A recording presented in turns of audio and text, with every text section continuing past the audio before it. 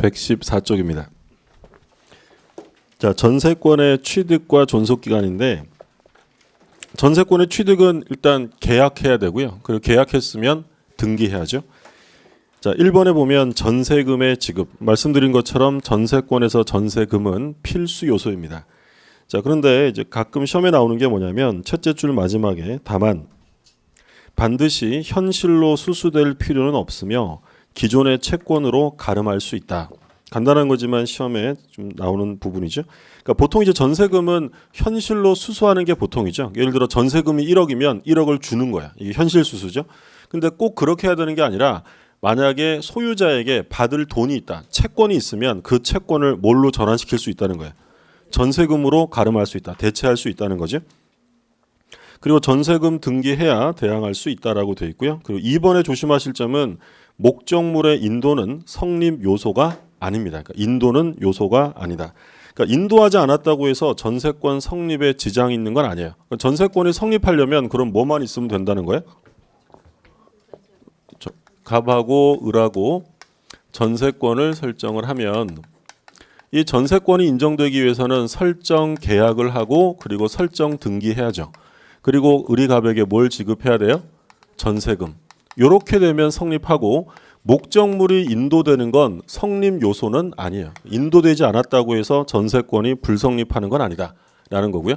자, 그다음에 이제 존속 기간 나오는데 그 312조 1항을 보면 전세권의 존속 기간은 10년을 넘지 못한다. 당사자의 약정 기간이 10년을 넘는 때는 이를 10년으로 단축한다. 그러니까 최단기 제한이에요, 최장기 제한이에요. 최장기가 아무리 길어도 몇 년까지만 10년까지만 해야 되고요. 넘으면 이걸 단축시킵니다. 이 항에 보면 건물에 대한 전세권의 존속 기간을 1년 미만으로 정한 때는 이를 1년으로 한다. 최단기 제한도 있어요. 최단기는 1년이에요. 근데 조심하실 점은 이 항의 첫 단어가 뭐예요? 건물이에요.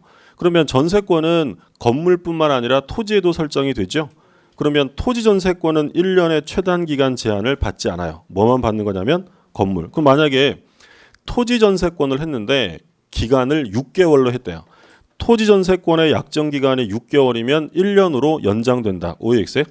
틀려요. 토지는 상관없어요. 최단 기간 1년은 어디에만 적용되냐면 건물. 그 점 조심하시고 뭐 사망은 갱신할 수 있고요. 역시 10년 제한입니다. 사항을 보죠. 건물의 전세권 설정자가 전세권의 존속기간 만료 전 6월부터 1월까지 사이에 전세권자에 대하여 갱신 거절의 통지 또는 조건을 변경하지 아니하면 갱신하지 아니한다는 뜻의 통지를 하지 아니한 경우에는 뭐라 나와 있죠? 별 얘기 없어요. 그냥 아무 말 안 했다는 거예요. 별 얘기 없으면 그 기간이 만료된 때에 소멸되는 게 아니라 전 전세권과 동일한 조건으로 다시 전세권을 설정한 것으로 본다. 자, 중요한 건 전 전세권과 동일한 뭐예요? 조건이에요. 동일한 조건. 이 경우 전세권의 존속 기간은 정함이 없는 것으로 봐요. 그러니까 만약에 지문에 전 전세권과 동일한 조건과 기간으로 이러면 OX예요. 틀려요. 동일한 건 조건이 동일한 거지 전 전세권하고 기간이 동일한 건 아니에요. 기간은 어떻게 된다고요? 정함이 없는 것으로 봐요. 그럼 기간의 정함이 없으면 어떻게 하느냐? 한 장 넘겨보세요. 313조가 있죠. 전세권의 존속기간을 약정하지 아니한 때에는 각 당사자는 언제든지 상대방에 대하여 전세권의 소멸을 통고할 수 있고 상대방이 이 통고를 받은 날로부터 6월이 경과하면 전세권은 소멸한다. 자, 이 그림 보시면 을이 전세권자인데 전세권의 기간이 이제 만료되는 시점이에요. 근데 만료되는 시점인데 만료되기 6월에서 1월 사이, 그러니까 요 사이에 이 설정자가 조건 바꾸자, 나 연장 못 해준다 이런 말을 전혀 하지 않았다는 거예요. 그럼 전혀 하지 않았다면 이 전세권이 기간 만료되면 소멸되어 갱신된다는 거예요. 갱신된다는 거예요. 근데 이 갱신은 지금 둘이 계약을 해서 갱신되는 거예요. 법이 정해놓은 거예요. 312조 4항에서 규정하는 거죠. 그래서 이런 갱신을 뭐라고 부르냐면 법정갱신이라고 불러요. 그러면 등기해야 될까요? 안 해도 될까요? 안 해도 되죠. 법이 정하는 거니까 등기할 필요가 없어요. 근데 법정갱신이 되면 갱신된 전세권은 전 전세권과 동일한 조건으로 다시 설정한 것으로 봅니다. 근데 조심하실 점은 동일한 조건이지 동일한 기간은 아니다라는 거예요. 기간은 뭐라고요? 정함이 없는 것으로 봐요. 그럼 기간에 정함이 없으면 각 당사자는 갑과 을은 각 당사자는 언제든지 끝냅시다라고 소멸을 통고할 수 있다라는 거예요. 그럼 이때 소유자가 전세권자에게 소멸 통고하면 몇 월이 경과하면 소멸하냐면 6개월이 경과하면 도달되고 6개월 지나면 전세권은 소멸돼요. 그러면 전세권자도 끝냅시다라고 소멸 통고할 수 있고요. 역시 몇 개월이 지나면 소멸하냐면 6개월이에요. 그래서 일단 조심하실 점은 동일한 조건이지 동일한 기간은 아니에요. 정함이 없다? 그럼 정함이 없으면 아까 조문에서 언제든지 소멸 통고할 수 있죠? 각각 몇 개월이 지나면 소멸해요? 6개월. 그러니까 이건 전세권은 물권자잖아요. 전세권은 물권자니까 기간 차등이 있어요, 없어요? 없어요. 둘 다 6개월이에요. 그럼 우리가 이제 마지막 제주에 임대차를 공부할 건데 임대차도 똑같이 나와요. 법정갱신 나오는데 임대차에서는 누가 약자예요? 임차인. 그래서 기간이 좀 달라요. 임대인이 하면 6월이고 임차인이 하면 1월이 경과하면 소멸해요. 누구에게 유리하게 돼 있어요? 임차인에게. 그래서 이 파란 글씨는 전세권이 아니라 뭐일 때? 민법상 임대차일 때. 그러니까 민법상 임대차의 경우에 기간 만료 6월부터 이런 말은 안 나오는데 민법상 임대차가 됐는데 만약에 법정갱신이 나와요? 그러면 이 임대차는 소멸되는 게 아니라 어떻게 된다고요? 갱신돼요. 그럼 갱신되는 모습은 전 임대차와 동일한 뭐예요? 조건이지 동일한 기간이 아니에요. 기간은 어떻게 돼요? 정함이 없는 것으로 봐요. 그럼 언제든지 끝내자고 할 수 있죠. 임대인이 하면 몇 월이 경과하면 6월, 임차인이 하면 1월이 경과하면 소멸해요. 근데 전세권은 물권이니까 둘 다 몇 개월? 6개월. 근데 갑이 을에게 주택을 임대차 해줍니다. 그럼 주택을 임대차 해주면 민법을 적용한다고 했어요. 주택임대차보호법을 적용해요. 특별법을 적용한다고 했죠. 그러면 주택임대차보호법은 일반 민법보다 주택임차인을 더 약하게 보호할까요? 더 강하게 보호할까요? 더 강력하게 보호를 해요. 그래서 주택임대차 기간이 만료가 되는데 6개월에서 1개월 사이에 집주인이 아무 얘기 안 했어요. 그러면 임대차는 소멸되지 않고요. 갱신돼요. 그럼 갱신되는 모습은 전 임대차와 동일한 뭘로 인정할까요? 조건으로 다시 연장된 거야. 근데 역시 동일한 기간은 아니에요. 기간은 어떻게 되냐면 조심하셔야 돼요. 민법에서는 기간이 뭐라 그랬어요? 정함이 없는 것으로 본다고 했죠. 근데 우리가 처음에 간단하게 얘기할 때 주택임대차는 아무리 짧아도 얼마를 보장해 준다고 했죠? 2년. 그래서 주택임대차는 2년으로 본다라고 규정해요. 그럼 만약에 주택임대차가 법정갱신되면 기간의 정함이 없는 것으로 본다라고 하면 OX예요? 틀려요. 얼마로 본다고요? 2년으로 본다. 이런 규정에도 불구하고 임차인은 언제든지 해지 통지를 할 수 있어요. 임대인은 할 수 있어요, 없어요? 없고 누구만? 임차인은. 그러면 법정갱신되면 임대인은 끝내자라고 못 하고요. 2년을 다시 보장해 줘야 돼요. 근데 임차인은 언제든지 끝내자고 할 수 있어요. 그럼 몇 월이 경과하면 소멸한다고요? 요건 제가 말한 적이 없어요. 3월. 3월이 경과하면 소멸해요. 구별되셨어요? 우리가 흔히 보는 법정갱신은 어디서 많이 보세요? 전세권하고 임대차를 많이 보세요? 주택임대차를 많이 보세요? 대부분 이거였죠. 주택임대차의 경우에는 법정갱신되면 임대는 2년 보장해줘야 되고 임차인은 해지 통지할 수 있는데 얼마가 지나면 소멸해요? 3개월이 경과하면 소멸한다. 제가 임차인인데 임대차가 법정갱신됐어요. 근데 우리 집주인이 저한테 전화해서 뭐라고 하냐면 임차인 미안한데 우리 동생 내외가 지방에서 올라온대. 내가 이사비랑 이런 거 챙겨줄 테니까 고마 좀 나가줘 이럽니다. 그럼 전 나가야 돼요? 2년 더 살 수 있어요? 저 더 살래요? 할 수 있어요. 근데 제가 임대인한테 전화해서 임대인 아저씨 미안한데 나 지방으로 발령 났어요. 나 나갈 거니까 보증금 빼줘요. 할 수 있어요? 없어요? 임차인은 할 수 있어요. 그럼 보증금 언제 빼줘요? 3개월 있다가 임대인이라고 돈 쌓아놓고 있는 거 아니니까 시간 줘야 될 거 아니에요. 그래서 3개월이 지나면 그 주택 임차권은 소멸되고 보증금 반환을 해줘야 한다는 거예요. 구별되셨어요? 예, 그러니까 우리가 일상에서 보는 건 이걸 많이 보는 거죠. 법정갱신. 그래서 법정갱신은 우리 시험 범위 내에서 3번 나와요. 전세권하고 민법상 임대차하고 그리고 이제 특별법 주택이랑 상가 임대차. 그러면 상가 임대차는 최단 기간 얼마 보장한다고 했어요? 주택은 2년인데 상가는 1년 최단 기간. 그러면 상가 임대차는 법정갱신되면 기간이 어떻게 된다고 되겠어요? 1년으로 본다. 그러나 임차인은 언제든지 끝낼 수 있겠죠? 몇 월이 경과하면 소멸해요? 3월. 똑같아요. 그거는. 그런데 사항의 첫 단어가 뭡니까? 312조 사항의 첫 단어가 건물이에요. 건물. 그러면 건물 전세권에서만 나오는 게 2개 있었어요. 아까 뭐 있었어요? 2항의 최단 기간 1년. 115쪽. 성격 급하셔갖고 벌써 페이지 다 넘어갔어요. 115쪽으로 오세요. 115쪽에 312조 2항에 보시면 건물에 대한 전세권의 존속기간을 1년 미만으로 정하면 1년으로 한다. 첫 단어가 뭐예요? 건물이에요. 건물. 4항에 법정갱신 첫 단어가 뭐예요? 건물이에요. 그럼 2항과 4항 최단 기간 1년하고 법정갱신은 토지 전세권에서는 나올 수 없어요. 건물에서만 나온다는 점 조심하시고. 자, 다음에 넘겨보시면 전세권의 효력이죠. 313조 보셨고요.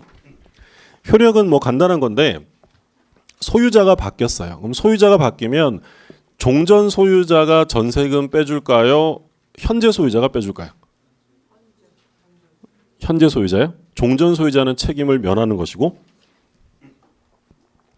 그 116쪽에 그 왼쪽에 보조단에 첫 번째 그 설탕 표시 조그만한 거 한번 보세요. 소유자 갑이 을에게 전세권을 설정한 후에 목적물을 병에게 매도하여 소유권을 이전하였다면 그럼 현재 누가 소유자예요?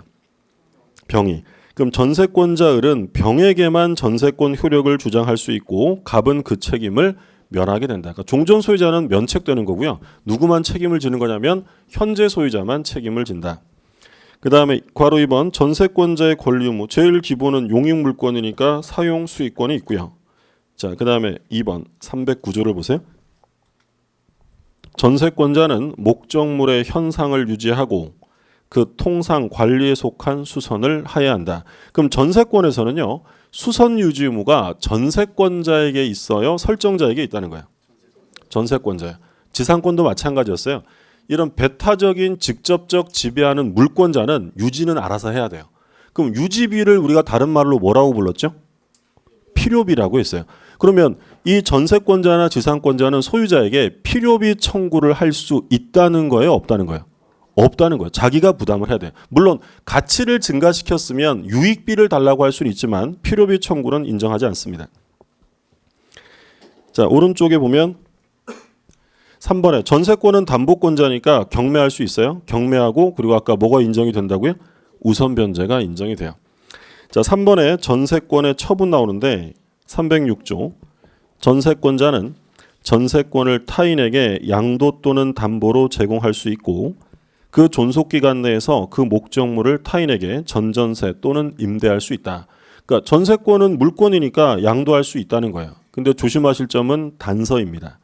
그러나 설정 행위로 이를 금지한 때는 그러하지 아니하다. 그러면 전세권의 경우에는 양도 금지 특약을 할 수 있다는 거예요, 없다는 거예요?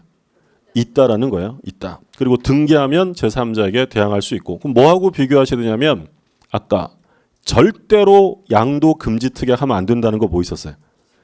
지상권. 지상권은 절대로 양도 금지 특약이 안 된다고 했어요?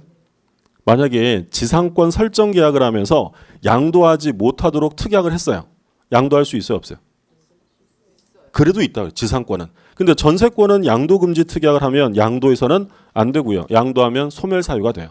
오른쪽에 보조단에 조그마한 글씨로 뭐라고 돼 있어요? 지상권은 양도 금지 특약이 무효라는 점과 비교하시라고 했죠. 지상권은 양도성이 절대적으로 보장되는데 전세권은 설정 행위로 금지시킬 수도 있다라는 점이에요. 꼭 비교하시고. 그러면 오해하시면 안 되는 건 전세권을 양도할 때요. 전세권을 양도할 때 소유자의 동의가 있어야 돼요? 없어도 돼요? 없어도 돼요. 전세권도 물권이니까 원래 양도할 수 있어요? 없어요? 있죠. 물권은 양도성이 있으니까. 그래서 조문에 양도할 수 있고 담보 제공할 수 있고 할 수 있다고 돼 있어요. 동의는 필요 없어요. 근데 문제는 하지 말자라고 소유자랑 금지 특약을 하면 그 특약은 무효예요? 유효예요? 유효하다는 거예요. 구별되셨어요? 그러니까 예를 들어 제가 전세권자예요. 그러면 소유자랑 별도 약정을 안 했으면 제가 이 전세권 다른 사람에게 팔아요. 소유자 동의를 얻어야 얻을 필요 없는 거예요. 얻을 필요 없어요. 물권이니까. 근데 계약을 할 때 당신 전세권 다른 사람에게 팔아보면 안 돼요 라고 금지 특약을 달았다는 거예요. 그럼 팔면 돼요? 안 돼요? 안 돼요. 그 특약이 유효하니까. 근데 이게 만약에 지상권이었다면 그런 특약이 있었어도 팔아버릴 수 있다라는 거예요. 지상권의 양도성은 절대적이다. 지상권의 전세권의 처분이라고 하면 양도가 있고요. 양도가 있고 전전세가 있어요. 전전세. 그리고 뭐 담보 제공이 있는데 담보 제공은 나중에 볼 거고 두 가지가 기본이에요. 자, 그러면 갑이라는 사람이 소유자인데 을에게 전세권을 설정해 줍니다. 근데 을이 병에게 이 전세권을 양도했대요. 양도. 그럼 전세권을 양도했다는 건 을은 여전히 전세권자로 남아있는 거예요? 얘는 여기서 빠지는 거예요? 팔고 나가는 거예요. 그게 양도예요. 그러면 이 양수인 병, 전세권을 양수한 병은 전세권자로서의 권리 의무 관계가 을하고 생길까요? 갑하고 생길까요? 당연히 갑에게 생기겠죠. 얘는 나간 사람이니까. 조문 보세요. 307조. 전세권의 양도. 전세권 양수인은 그러면 그림에서 누구예요? 전세권 받은 사람. 병이에요. 병은 전세권 설정자에 대하여, 설정자는 누구겠어요? 갑, 소유자니까 갑에 대해서 전세권 양도인 을이겠죠. 을이 가지고 있던 동일한 권리 의무를 소유자에게 갖는 거예요. 그래서 양도는 팔고 나가는 거고요. 그럼 전전세는 갑이 을에게 전세권을 설정을 해 주었는데 이 을이 전세권의 일부나 전부를 병에게 전전세 해준 거예요. 그럼 전전세라는 것은 전세권이 없어져요? 그대로 남아 있는 거예요. 남아 있어야 전전세라는 게 있을 수 있죠. 그럼 전전세권자는 권리 의무 관계가 설정자, 원소유자에게 있어요? 전세권자에게 있어요? 전세권자. 병이랑 갑은 아무런 계약 관계가 없어요. 전전세는 을과 병의 문제가 돼요. 근데 뭐 이건 상식적으로 생각하실 때 전전세라는 건 당연히 전세권을 기반으로 할 수밖에 없죠. 여기에 종속됩니다. 그럼 만약에 전세권의 기간이 3년이에요. 전전세가 4년이 될 수 있어요? 없어요? 이런 일은 있을 수 없어요. 여기에 구속되는 거죠. 또는 이게 5층 건물인데 전세권이 3계층에 설정이 돼 있었는데 전전세가 4계층에 설정되는 게 돼야 안 돼요? 이렇게 있을 수 없는 거죠. 그리고 전세권이 기간 만료로 소멸해요. 전전세만 남아요? 함께 소멸해요. 함께 소멸. 전전세는 전세권에 구속될 수밖에 없습니다. 그런데 얘도 전전세권자니까 담보권자죠. 그럼 문제는 뭐냐면 얘가 전전세금을 안 줘요. 을이 병에게 전전세금을 주지 않으면 병도 담보권자니까 이 전전세금 회수를 위해서 뭐 할 수 있을까요? 경매할 수 있어요. 근데 여기서 한 가지 문제는 뭐냐면 전전세권자가 전전세금 못 받았다고 이거 바로 경매하면 누가 어이가 없을까요? 내 거잖아. 내 건물인데 지 멋대로 전전세 해주고 얘가 돈 안 준다고 내 건물을 지금 경매해서는 안 되겠죠. 그래서 전전세권자는 경매하려면 원전세권의 기간도 만료되고 갑도 을에게 전세금을 지급하지 않았을 때만 경매 실행이 가능해요. 그럼 얘도 기간 끝났고 갑도 을에게 전세금 안 주고 있다면 경매 들어가도 억울할 거 있어요? 없어요? 없다는 거였죠. 무슨 말인지 아셨죠? 그럼 만약에 지문에 전전세권자는 전전세금을 받지 못하면 바로 경매를 실행할 수 있다. OX예요. 바로는 안 되고요. 최소한 원전세가 끝나야만 가능하다라는 거죠. 자, 그 내용들이 다음 페이지까지 나와요. 다음 페이지에 그 D번에 보면 118쪽의 D번 전전세권자의 경매권 이렇게 되어 있죠. 그 넷째 줄에 보세요. 넷째 줄 가운데 우선 전전세권의 존속 기간이 원전세권보다 먼저 만료하더라도 원전세권의 존속 기간이 만료하기 전에는 전전세권자는 경매권을 행사할 수 없다. 그러니까 최소한 원전세가 끝나야지만 경매가 돼요. 자, 이제 마지막으로 전세권 소멸인데 뭐 공통 소멸 사유는 멸실, 기간 만료, 혼동 등이 있고요. 자, 특유한 소멸 사유인데 기억해 보시면 전세권 설정자의 소멸 청구입니다. 둘째 줄 가운데 정해진 용법으로 사용 수익하지 않았다. 의무 위반이에요. 의무를 위반하면 전세권의 소멸을 청구할 수 있다. 니은에 아까 보신 거죠. 소멸 통고. 기간 정하지 않으면 언제든지 통고할 수 있다. 그리고 몇 월이 경과하면 소멸한다고 했어요? 6월. 그렇죠. 여기 6. 이거 나중되면 엄청 섞여요. 전세권은 물권이니까 대등하게 얼마? 6 똑같은 거고요. 임차권은 비교적 누구한테 유리하게? 임차인. 그래서 임대냐 하면 똑같이 6이지만 임차인이냐 하면 1이에요. 주택임대차 가면 완전 누구에게 유리하게? 임차인. 그래서 임대인은 끝내자고 못하고 임차인에게 몇 년 보장? 2년 보장해줘야 돼요. 임차인은 언제든지 끝내자고 할 수 있고 임차인이 해지하면 몇 월? 3월에 경과하면 소멸했죠. 이 민법은 그 소위 이제 이해 과목이다 이렇게 얘기를 해요. 그럼 암기할 게 없을까요? 있을까요? 있죠. 암기는 시험에 대한 기본 예의예요. 그렇죠. 암기도 안 하고 시험 볼 수. 그러니까 근데 일단은 민법은 먼저 지금 연습해다 6661 이런 거 암기하지 마세요. 그냥 들으세요. 그래서 이게 11, 12, 1, 2, 3, 4, 5, 6 하면 암기 안 하려고 해도 저절로 나와요. 소위 체화되는 거죠. 근데 그렇게까지 했는데도 안 외워지는 것들이 있어요. 안 남는. 그것도 나중에 막판에 암기하시면 되고요. 지금부터 막 연습장 한 바닥 막 암기하실 필요 없어요. 지금은 그냥 계속 들으시고 보시면 돼요. 그러니까 비진이 표시는 원칙적으로 유효예요, 무효예요? 유효죠. 그거 막 연습장에다 유효 안 적었잖아요. 벌써 2달도 안 했는데 알고 계시는 거예요. 대단한 거죠, 그죠? 1, 2월 가고 3, 4월 가면 계속 볼 거예요. 그러니까 그런 건 일단 암기하려고 애쓰지 마시고요. 그냥 일단 듣고 넘어가시면 돼요. 계속 볼 거니까. 그다음에 오른쪽에 목적물의 멸실. A번에 불가항력으로 인한 멸실인데 B번은 불가항력이 아니라 뭐예요? 전세권자의 귀책 사유로 인한 멸실. 두 가지예요. 그럼 불가항력으로 멸실되면 전세권자 잘못이 있어요, 없어요? 없어요. 그럼 전세금 돌려받으면 돼요. 그러면 B번에 보면 전세권자의 귀책 사유가 나와요. 귀책 사유. 그러면 전세권자 잘못이죠? 뭘 해야 될까요? 손해배상 해야 돼요. 근데 전세권자는 이미 뭘 받아둔 게 있어요? 전세금. 이때 전세금이 보증금의 역할을 합니다. 그러면 설정자는 받은 전세금에서 어떻게 하면 돼요? 손해액이 있으면. 그렇죠. 우리 뭐 흔히 전문 용어로 깐다 이렇게 이제 얘기를 하는데 법에서는 깐다라고 하지 않고 충당한다라는 말을 써요. 그죠? 예. 물론 그 말이에요. B번의 셋째 줄에 보세요.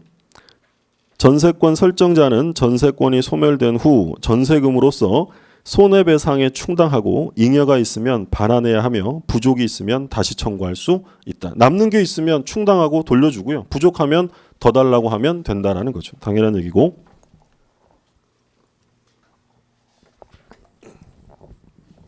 얘기하다 보니까 제가 좀 전에 비진이 표시가 뭐예요 이랬는데 유효라고 하셨잖아요.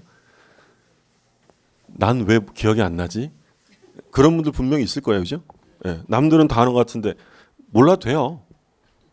기억력의 차이는 조금씩 있는 거고 또 볼 거니까 하고 나니까 좀 마음에 걸렸어요. 제가 혈액형이 소문자 A형이 엄청 소심해가지고 하다가 말하고 나니까 기억이 안 나는 분도 있을 텐데 이런 생각이 들었어요. 기억이 안 나는 분도 있을 거예요. 반복해서 보는 거니까 걱정 안 하셔도 돼요. 그렇죠? 또 여긴 기억이 안 나도 그분은 다른 부분에서 더 기억이 나는 것도 있어요. 그런 거 신경 쓰지 마시고 소멸의 효과예요.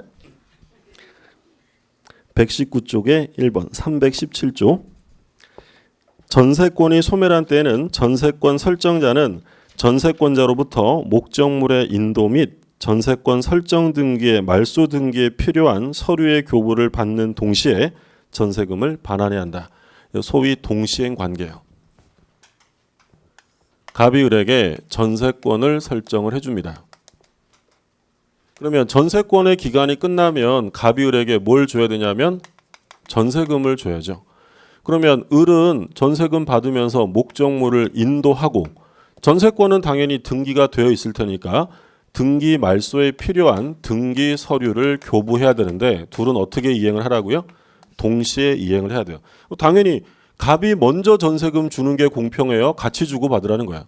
같이 주고 받아. 그게 동시 이행 관계고 요건 이제 계약법 가면 소위 동시 이행의 항변권이라는 이름으로 볼 거야. 그럼 만약에 기간이 끝났는데 갑이 전세금을 안 줘요. 그럼 원래 주기로 했는데 안 준 거니까 얘 잘못이 있는 게 원칙이죠. 근데 왜 안 줬나 봤더니 얘가 인도를 안 하는 거예요. 그러면 얘가 안 준 것이 부당해요? 정당해요? 정당해요. 그런 항변권을 뭐라고 하냐면 동시 이행의 항변권이다라고 해요. 그럼 동시행 관계가 인정이 되면 이행하지 않아도 지체에 대한 책임을 진다는 거예요? 질 필요 없어요? 질 필요 없는 거예요. 그러니까 예를 들어서 갑이랑 을이랑 매매 계약을 했어요. 그럼 얘가 소유권을 넘기는 거랑 을이 갑에게 대금 주는 건 먼저 하는 게 공평해요? 같이 해야 돼요? 같이 해야죠. 그래서 등기 서류랑 잔대금이랑 같이 주고 받는 거예요. 근데 얘가 잔대금 주기로 한 날짜가 12월 15일이었어요. 근데 을이 약속한 날에 대금을 안 준 거예요. 그러면 얘는 잘못이 있어요? 없어요? 원칙적으로. 있죠. 이행지체예요. 그럼 손해배상 책임을 져야 되는데 왜 안 줬나 봤더니 얘도 등기 제공을 안 한 거예요. 그러면 이 의뢰하는 사람은 책임을 져요? 질 필요 없는 거예요? 질 필요 없어요. 이때 얘가 주장할 수 있는 항변권을 뭐라고 부르냐면 동시 이행의 항변권이라고 표현하는 거예요. 계약법에 가 자세히 볼 거니까 동시행 관계로 규정이 되어 있고 자 318조 보신 거예요? 경매할 수 있고 우선 변제를 받을 수 있다. 다음 페이지 보면 120쪽에 A번에 선순위 전세권과 후순위 저당권 B번 후순위 전세권과 선순위 저당권의 관계 두 가지가 나옵니다. 이거 우리가 물권에 효력할 때 봤는데 좀 중요한 부분이고 이해를 잘 하셔야 되는 부분이었어요. 순서가 A가 저당권, B가 전세권 이렇게 돼 있어요. 어떤 건물에. 자, 경매가 실행되면 B의 전세권은 존속합니까? 소멸합니까? 누가 위에 있어요? 저당권. 그러면 이 밑에 있는 전세권은 경매 시에 소멸됩니다. 그러니까 다른 표현으로 하면 경락대금 낸 사람은 전세권이 딸린 건물을 취득하는 거예요? 깨끗한 건물을 취득하는 거예요? 깨끗한 건물을 취득하는 거예요. 전세권은 경매로 소멸돼요. 반대로 A가 먼저 전세권을 설정하고 B가 나중에 저당권을 설정합니다. 자, 이 상태에서 경매가 실행되었어요. 자, 이 전세권은 존속할까요? 소멸할까요? 이 전세권은 존속이 뭐보다 빠르니까. 저당권보다 빠르니까 이 전세권은 원칙적으로 존속합니다. 근데 원칙적으로 존속하는 거지 만약에 언제나 존속한다라고 하면 틀려요. 소멸되는 경우가 있는데 언제 소멸되냐면 전세권자가 배당을 요구하면 전세권은 소멸되어집니다. 그러니까 결국 누구 마음대로? 얘 마음대로요. 그러니까 경매가 실행됐을 때 이 A가 그냥 있으면 경락인은 전세권을 인수해야 돼요. 떠안아야 돼요. 근데 경매 들어갔는데 전세권자가 이 건물 분위기 왜 이래? 나도 이제 나갈래? 라고 법원에다가 뭐 한다고요? 배당해줘 라고 배당 요구하면 1순위로 누가 배당 받을까요? 전세권자. 배당 받으면서 전세권은 어떻게 돼요? 소멸되는 거예요. 무슨 말인지 아셨죠? 그러니까 여기도 마찬가지예요. 경매되면 이 전세권 소멸하는데 배당은 누가 1순위로 받아요? 저당권. 그 다음에 전세권. 배당받고 소멸되는 거예요. 구별되셨어요? 그러니까 우리가 그런 얘기 했었는데 C가 저당권이에요. 전세권 밑에 C가 저당권인데 이 C라는 저당권자가 경매를 실행합니다. 자, 이 C가 경매 실행하면 위에 있는 B의 전세권은 존속해요? 소멸해요? 소멸한다고 써놨죠? 예, 소멸이에요. 소멸. 우리가 요거 물권의 효력 공부할 때 경매가 실행되면 누가 제일 먼저 돈 받을까요? 여기서 A예요. 그러면 이 저당권은 경매가 실행되면 존속할 수 있어요? 언제나 소멸해요? 언제나 저당권은 경매가 실행되면 존속할 수 없는 권리예요. 얘는 사용하는 게 아니라 돈 받는 게 목적이니까 그러면 누가 경매를 실행하더라도 어디부터 소멸한다고요? A 전부 다 소멸이에요. D가 일부의 전세권. E는 가압류였어요. 6번에 F가 저당권이에요. 이 F가 저당권을 실행합니다. 어디부터 소멸해요? A부터죠. 누가 경매를 하든지 간에 가장 선순위에 있는 저당권, 근저당권 이래가 기준한다고 했어요. 그럼 기준하면 기준하고 전부 다 같이 다 소멸. 이걸 뭐라고 불렀어요? 말소 기준 권리라고 했죠. 그래서 경매가 실행되면 말소 기준 권리 밑에 있는 것들은 전부 다 소멸되는데 가장 대표적인 말소 기준 권리가 뭐라고요? 제일 위에 있는 저당권, 근저당 이런 게 말소 기준이에요. 이해되셨어요? 예, 그러니까 얘 밑으로는 볼 것도 없어요. 누가 경매를 하든지 간에. 그럼 이것도 똑같죠. 뭐. 어떤 주택이 있는데 A라는 사람이 저당권을 설정을 했고 그리고 B라는 사람이 주택을 임차했어요. 그럼 이거 이제 주임법에서 우리 기초 강의 첫 시간에 잠깐 얘기했었는데 주택 임차권은 등기 안 해도 대항력이 생긴다고 했어요. 대신 주택을 인도받고 뭐 해야 된다고 했어요? 주민등록. 그죠? 전입신고예요. 주민등록을 하게 되면 대항력이 생겨요. 근데 이 상태에서 만약에 경매가 실행됐대요. 요 임차권 존속의 소멸이요. 소멸이에요. 아무리 요건을 갖췄어도 뭐가 위에 있어요? 저당권. 말소 기준 권리보다 밑에 있으면 경매 시에 무조건 소멸된다. 이해되셨죠? 그러니까 예를 들어서 제가 집을 하나 임차하려고 해요. 어떤 주택에 들어가려고 봤더니 선순위에 저당권이 이미 설정돼 있어요. 그럼 이미 설정돼 있으면 저는 그 집에 임차 들어갈 때 뭘 각오해야 돼요? 나중에 경매 혹시라도 운 없어서 이거 경매되면 제 임차권은 어떻게 돼요? 소멸한다는 걸 각오하고 들어가야 돼요. 무슨 말인지 아셨죠? 그럼 없는 데 들어가는 게 좋겠죠. 근데 없는 데가 많나? 별로 없어요. 그러면 없는 집에 주택 들어가면 자기가 최선순위가 되는데 만약에 저당권이 있는 집에 들어갈 때는 나중에 경매 실행되면 임차권은 소멸하지만 뭐라도 건져야 돼요. 보증금이라도 건져야죠. 그러기 위해서는 뭘 받아야 돼요? 확정일자를 받아야 돼요. 임대차 계약 증서, 임대차 계약서에다가 확정일자를 받으면 소위 우선 변제권이 생겨요. 나중에 이제 그 중개사법이나 우리 특별발 때 볼 거예요. 그럼 이렇게 돼 있으면 일단 경매가 실행되면 이 상태에서 경매가 실행됐어요. 임차권 존속해요, 소멸해요? 소멸하는 거예요. 아니 확정일자 갖췄다고 뭐 슈퍼파워가 생기는 게 아니라 얘보다 밑에 있으면 무조건 소멸이에요. 그러니까 존속하려면 말소 기준 권리보다는 위에 있어야 돼요. 근데 밑에 있으니까 경매가 되면 임차권 존속의 소멸이에요? 소멸이에요. 자, 그런데 경매 매각 대금에서 배당하잖아요. 1순위로 누가 배당받아요? A가 받고 그 다음에 B가 받는 거예요. 그럼 보증금은 뺏어 나올 수 있죠. 근데 만약에 확정일자 안 받았어요. 그러면 얘는 배당 받아요, 못 받아요? 못 받아요. 그러면 이 사람은 집에서도 나가야 되고 보증금도 회수할 수 없게 되는 거예요. 그러니까 반드시 뭘 받아야 돼요?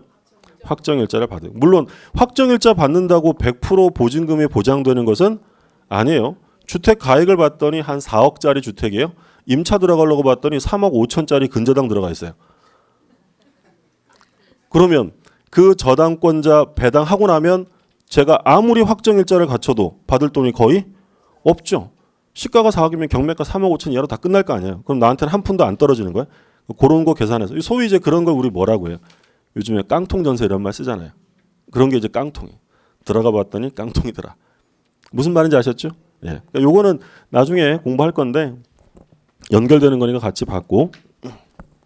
그럼 결론. 용의권, 지상권이나 지역권, 전세권과 같은 용의권이 존속하기 위해서 경매 시에 존속하기 위해서는 최소한 뭐보다 빨라야 돼요. 우리 이제 공부의 전문 용어 이제 뭐 말소 기준 권리보다 선순위일 때만 존속하는 거고요. 말소 기준 권리 밑에 있으면 무조건 경매로 소멸되어질 수밖에 없다. 자, 그다음에 이제 일부 전세권 문제가 나오는데 이거 굉장히 중요해요. 그 왼쪽 보조단에 건물 일부의 전세권자는 목적물 전부에 대하여 우선 변제권은 인정되어도 전부에 대한 뭐는 없어요? 경매 신청권은 인정되지 않아요.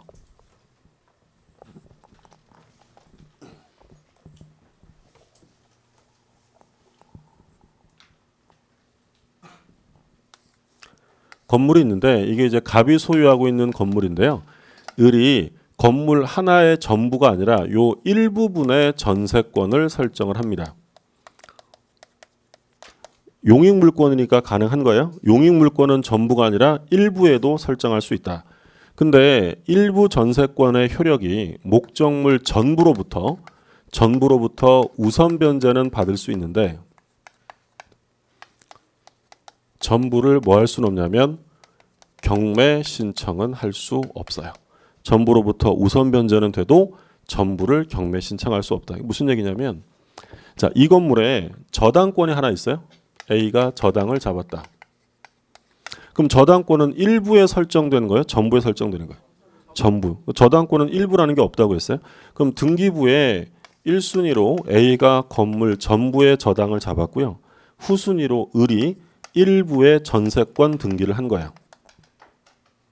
이렇게 되어 있죠. 근데 갑이 A에게 돈을 안 갚았습니다. 그럼 저당권자가 경매를 실행하겠죠. 그럼 경매를 실행하면 얼만큼 경매가 실행되겠어요? 당연히 전부죠.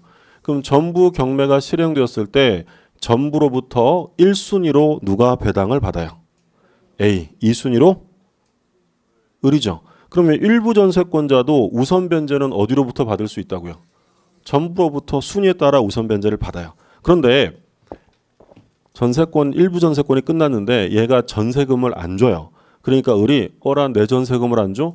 내가 네 건물 다 경매해 버린다. 이건 돼야 안 돼요? 그건 안 돼요. 그러니까 전부로부터 순위에 따라 우선 변제는 받을 수 있지만 자기가 전부를 직접 경매 신청할 수는 없다라는 거예요. 중요해요.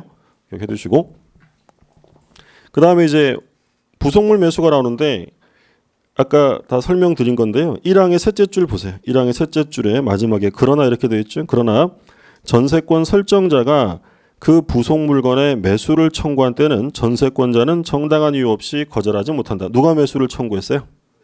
설정자. 그리고 2항을 보세요. 전항의 경우에 그 부속 물건이 설정자의 동의를 얻어 부속시킨 것인 때는 전세권자는 설정자에 대하여 그 부속 물건의 매수를 청구할 수 있다. 자, 이번엔 누가 합니까? 전세권자. 그래서 아까 전세권이라는 물건은 둘 다에게 매수 청구권을 인정해요. 근데 우리 지난 시간에 뭐 봤냐면 임차인이나 전세권자가 아무거나 붙여놓고 다 사세요 이러면 피곤하잖아요. 그래서 전세권자가 부속물 매수를 청구할 때는 두 가지 경우에만 가능해요. 첫 번째, 소유자의 동의를 얻었거나 두 번째, 소유자로부터 매수한 경우. 다시 보세요. 2항에 다시 보세요. 그 부속 물건이 설정자의 동의를 얻어 부속시킨 것인 때는 할 수 있고 마지막에 뭐라고 돼 있어요? 그 부속 물건이 설정자로부터 매수. 동의랑 매수에 동그라미 해두시면 돼요. 그래서 아무거나 다 사세요 이러면 안 되고 소유자에게 동의를 얻어서 설치하거나 또는 그 물건을 소유자에게 샀을 때 그때만 부속물 매수 청구가 가능하다라는 거죠. 확인해 두시고 그 다음에 이제 유익비가 나오죠. 아까 뭐는 안 된다고 했어요? 필요비. 유지 수선 의무가 누구한테 있습니까? 전세권자에게 있어요. 그러니까 필요비 청구는 안 되고 뭐만 가능하냐면 유익비 청구만 가능하다. 자, 여기까지가 이제 용익물권이고요. 오늘은 여기까지 보시고 담보물권부터 다음 시간에 이어서 보도록 하겠습니다. 네, 수고 많으셨습니다.